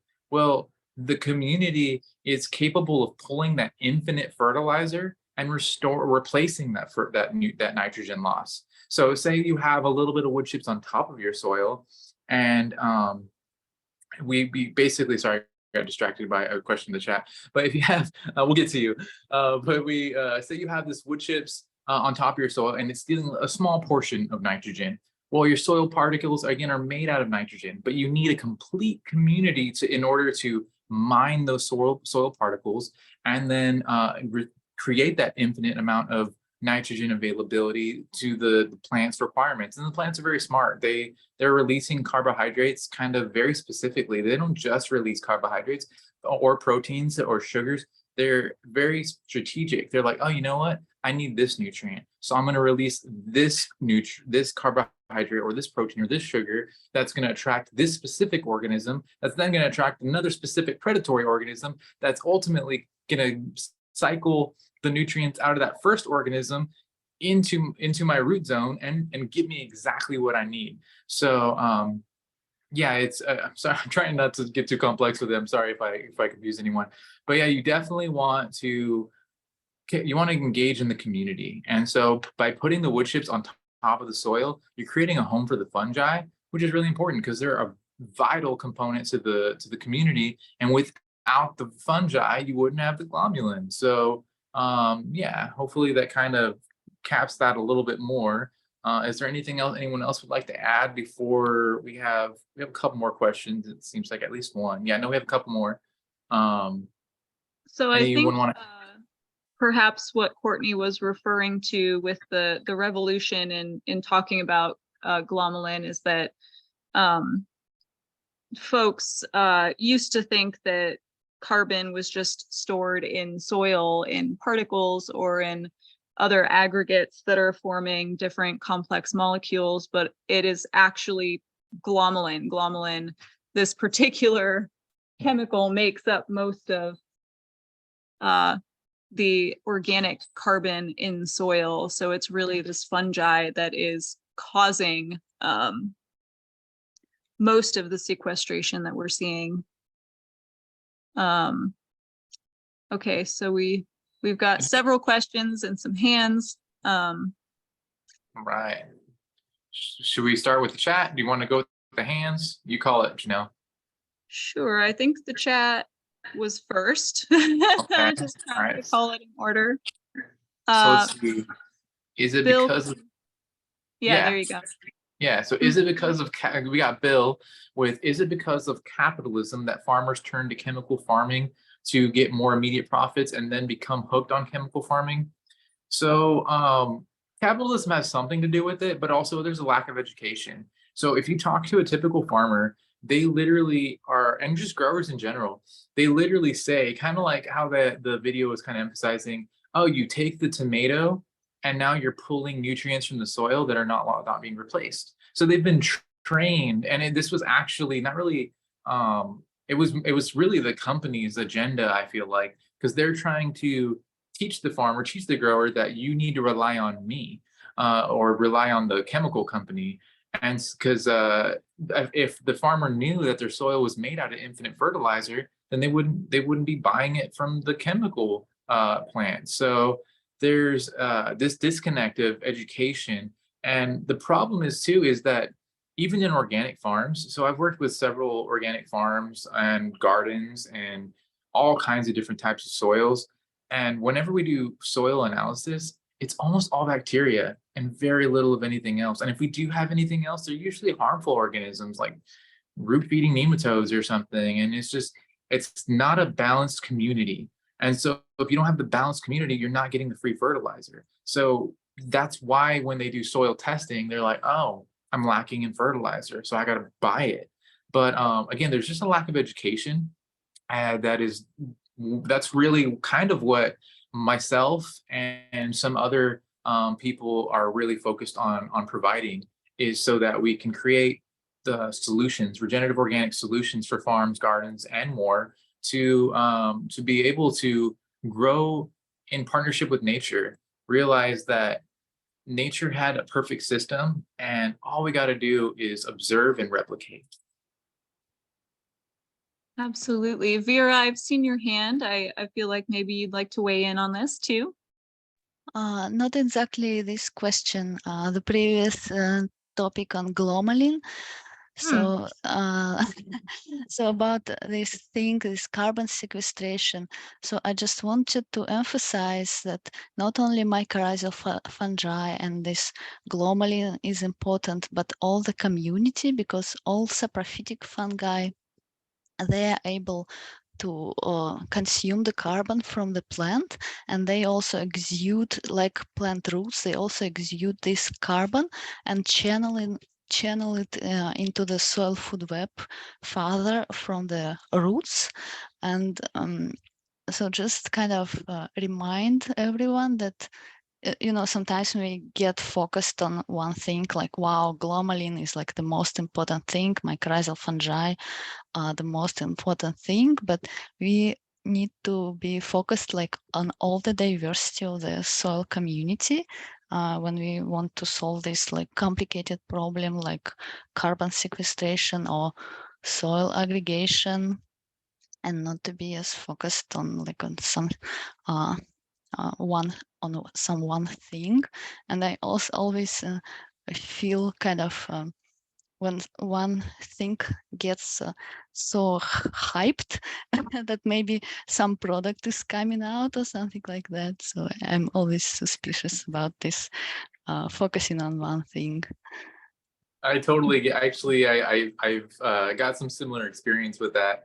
I worked with some farmers, and they're like, "Oh my gosh, I got this beneficial bacteria, and it's gonna fix all this nitrogen, and it's gonna solve all my problems." And I'm like, "But we did a soil analysis, and you've got like an overabundance of bacteria, and so you're gonna add more bacteria, and it's gonna solve the problem." Like that's it's really like you're saying, it's kind of we're missing the idea again of community, and that's kind of like what's going on right now. It's like if it was just me out here fixing soil all by myself, I would really be falling short. I actually depend on Vera a lot of the times for my soil food web lab testing.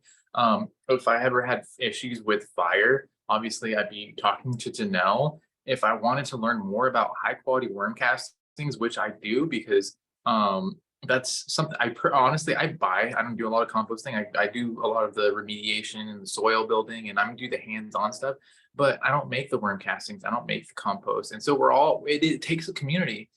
So just like the soil, people are very similar. So we have another question. It says, how does one compost wood chips? And there's all kinds of different ways of composting wood chips. I'm going to let Janelle talk a little bit more because I have less experience composting, but you literally, I mean, you can use pretty much any composting methods to compost wood chips and you'd use it as a brown. But is there anything you'd like to add to that, Janelle? I think that's pretty much it. I use wood chips in my compost exclusively.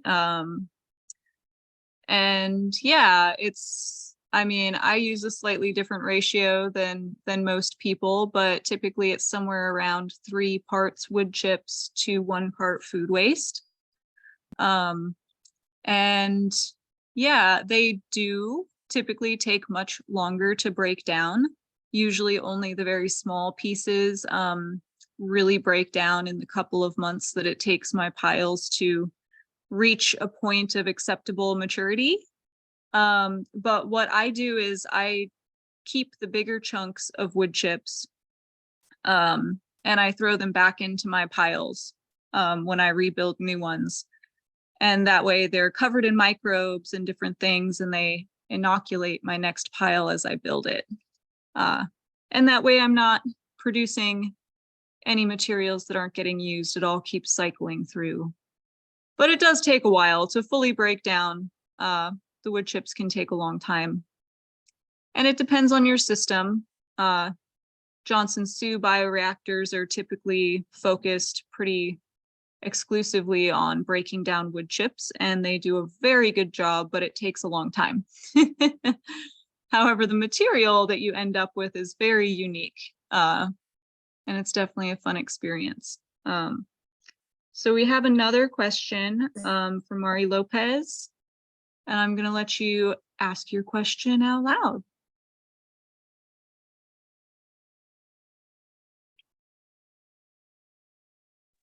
You should, oh, there we are. So this is David. Yes. David from I know Virginia. your name comes up as Mari Lopez, and I Oh. keep saying that, and everyone's like, I'm like, this is David, right? And everyone's like, no, no. I was like, I'm pretty sure it's David. So, sorry. Let's see. So I'm the one that made the comment about the Sacramento Master Gardeners. And yeah, I agree with you 100% that, I mean, I believe, my personal opinion, that, several seasons of regenerative practices and, that there will be enough nutrients, flowing throughout the system. But also my program, I don't use wood chips.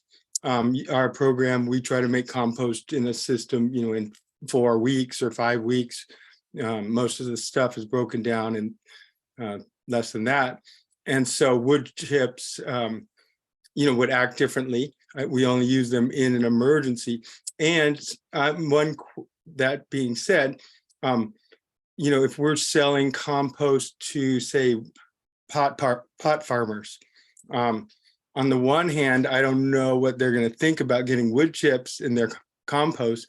And I think it may be a more rapid and, not a regenerative system that they're using. Just in the sense that they're potting the plant, growing them up in, 3 or 4 months. And so they might need all the nutrients that are available. And therefore some, nuggets of wood chips in there might inhibit that a little bit. And so, I am interested in using wood chips. So that's my real question. Can I compost with wood chips, have them come through, not screen them, and sell that as, top grade compost? Or not sell it, but at least consider it as such. Yeah, I would say definitely, because so for instance, with cannabis, it's been a little bit since I don't have the information in front of me, but it's one or the other. So when you have, I think it's a bacterially dominated soil, so high levels of bacteria in your soil or compost, because that's what you're inoculating your soil with. I believe it actually raises the THC in the pot. But if you have a fungally dominated compost, you can actually raise the CBD, if I recall correctly. So having a compost that's maybe a little bit more wood chip dominated or has a little bit, and another thing is kind of like going back to it wasn't today, but recently Keisha from Catalyst Bioamendments, she talks about how she doesn't like to screen her material because it destroys those microbial communities and it really breaks down those fungal networks that had been kind of developing. And so it actually helps a lot with transport of the communities and keeping those numbers high so that the end user ends up getting a better, more diverse living product. So it may not be as pretty. And yes, maybe the wood chips, if they're not fully broken down, they might have to add an extra little bit of nitrogen fertilizer. But as long as you educate the grower on that and let them know, hey, the trade-offs are way more in terms of benefit because you're getting a more biologically rich product. And then essentially just you might want to add a little bit more of an organic nitrogen. So a fish hydrolysate or something along those lines, depending on what their goals are. But yeah, I wouldn't be afraid of using them. It's just a little bit more education on it. And again, so if I recall correctly, you can message me too, so I can confirm if for you if I need to, or if you need me to. But I do believe, if I remember correctly, again, it's high THC is high bacteria, and if you have more fungally dominated soils, it starts becoming, you start seeing the levels change. And it could be this, I'm talking about the same strain. So literally, we have been trained to think that this variety tests at this much THC and this much CBD, and it's very specific. And it's actually not true. It's really dependent on our soil biology. Is there anyone else want to add anything else to this? I mean, all I would say too is I know people definitely prefer different grades of compost depending on what they're using it for. And I feel like you could also recommend, I sift my compost sometimes even when I use it, depending on how I'm going to use it.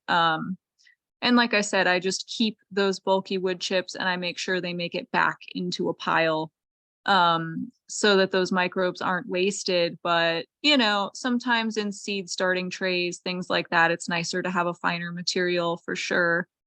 And also, you know, you could recommend them using teas or extracts or something to that effect, where all of the bulky material is going to get sifted out and they're going to end up with all of the plant available materials, because those are likely going to be soluble and end up in that liquid solution anyway. And it might make it a little easier for their application purposes. I think we have one last quick question, but we're already over our time for the evening. And it was a question about breaking down avocado skins. Those do take forever. I will definitely attest to that.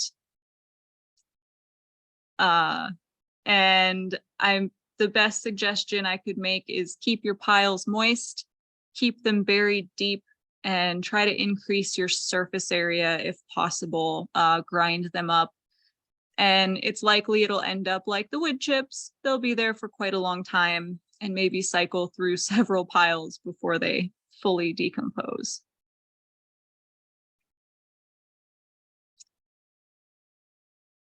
All right. Well, we are over our time for the evening. I see one final question. I'm not sure if anyone would like to field that before we close up for the night. So let me read it aloud. Let me see if this reads well to me. So when you compost what's left in your garden, do you remove all vegetables? So I think they're asking, when you compost, you know, say your annual crops, do you remove the vegetables themselves when you're composting? And I think the answer would probably be no. You can definitely compost those vegetables too. But I think we talked about it on Wednesday, where if you don't do a thermophilic compost, then those seeds that are left in those vegetables are probably going to end up popping up in your static compost pile. So you'll end up with a future volunteer, which may or may not be a good thing depending on your goals. But yeah, I definitely, at home, I do static composting of all my vegetable garden waste, all my annual crops. We do static compost piles, and I actually really enjoy when I have a little melon or squash or something start popping out of it. I don't throw any weeds, seeds or anything in there, obviously, because then I'm going to have weeds popping up and it's not really one I want to grow. But yeah, I would say definitely compost them for sure. All right, I would second that. And if you're getting your piles hot, the only thing that may persist is going to be tomatoes, because those buggers are resilient. All right, well, we are 3 minutes past our time. Well, And I'm sorry, I'm just really excited. Oh no, I think it's awesome. And I'm so Yeah. glad that all of you have hung in with us all week long. And frankly, I'm super excited to start meeting some of you in person in the next couple of weeks here. Yay. So ditto to that. And last, but definitely not least, we want to say special thanks to Janelle and Courtney for being our co-hosts and awesome technical support today. Special thanks to Leticia Garcia for interpretation, the presenters for sharing their expertise, and of course, California Alliance for Community Compost and Cal Recycle for making all of this possible. And of course, most importantly, you all, because if we could talk all day about all this great stuff. But Queremos darles las gracias a todos ustedes que participaron. Queremos darle las gracias a todos los expertos que tomaron su tiempo para ayudarnos, especialmente a California Alliance for Community Composting por este evento y por el financiamiento de Cal Recycle. Sin ellos, nada de esto puede ser posible. Muchísimas gracias y hasta la próxima. So yeah, finally, I was just saying that all of you special participants are really the most important component here, because our knowledge only goes so far, and we need to spread it. And so you are that extra piece of the puzzle that's going to take this regenerative pie to the world. So keep doing your awesome work. And again, like Janelle said, we're looking forward to seeing you at your retreats. Have a great one, everybody. Have a great evening. Thank you so much. Good night, everyone. It was truly a pleasure. Thank you so much for allowing me to be a part of this.